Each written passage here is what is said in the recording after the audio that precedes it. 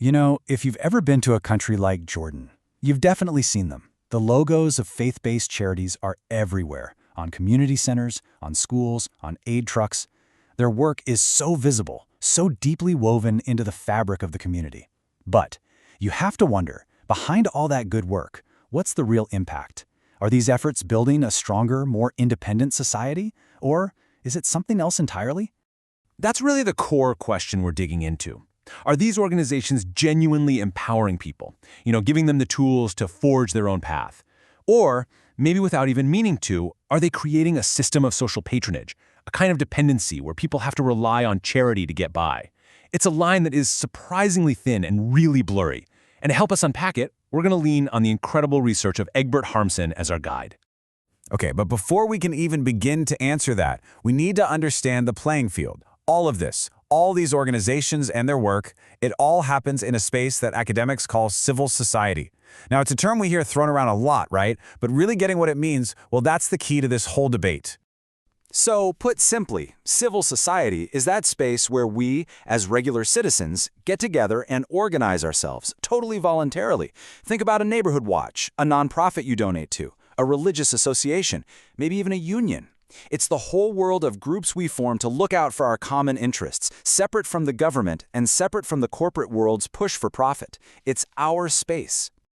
The philosopher Jürgen Habermas had a really powerful way of thinking about this. He basically saw our world as two competing realms.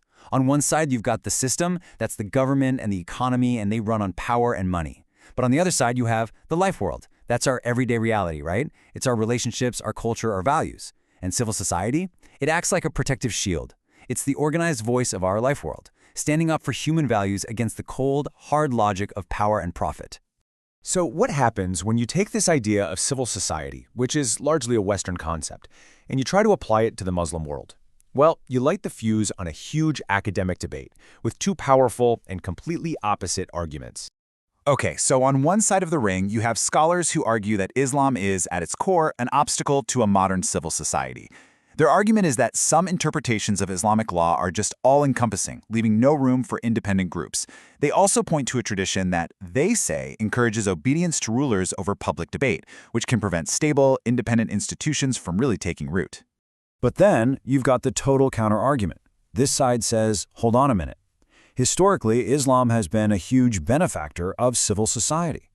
They point to this long, rich tradition of mujtama ahli, which literally means popular society, where all sorts of independent institutions flourished. Think of things like awqaf. These were permanent charitable endowments that provided public services, like hospitals and schools, completely independent of the ruler. The argument here is that Islam actually moved people away from forced tribal bonds into a voluntary community based on shared faith. All right, so let's bring this big academic debate right down to earth. We're going to zoom in on Jordan to see how this actually plays out on the ground. Because the very first thing you realize when you look at these Muslim voluntary associations is that they are absolutely not a monolith. They're not all the same. Our guide here, Harmsen's research, breaks them down into three main types. First, you have Islamist groups. These often have a big-picture political goal of shaping society according to Islamic principles. Then there are conservative groups. They're also religiously motivated, but their main focus is just on charity and social welfare. And finally, you have progressive groups, which are actively trying to reinterpret Islam for the modern world. The big takeaway is this: when we say Muslim charity, we could be talking about any one of these very different groups with very different goals. Okay, so now we can finally circle back to our big question. Keeping in mind just how diverse these groups are, let's look at what they actually do, their day-to-day activities, and see how they can be seen through these two different lenses, patronage and empowerment. First, let's be really clear about what we mean by patronage here. This isn't just about helping someone out.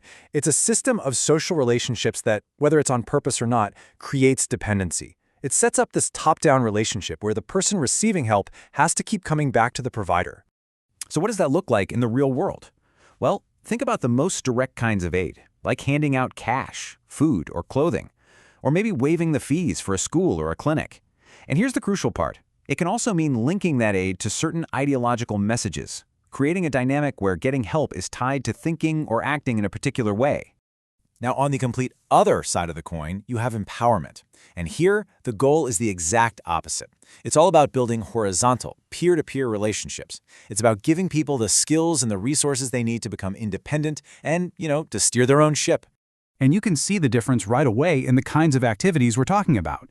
This is stuff like vocational training that helps someone get a real job, income-generating projects like microcredit loans so someone can start a small business, literacy courses that open up a world of new opportunities.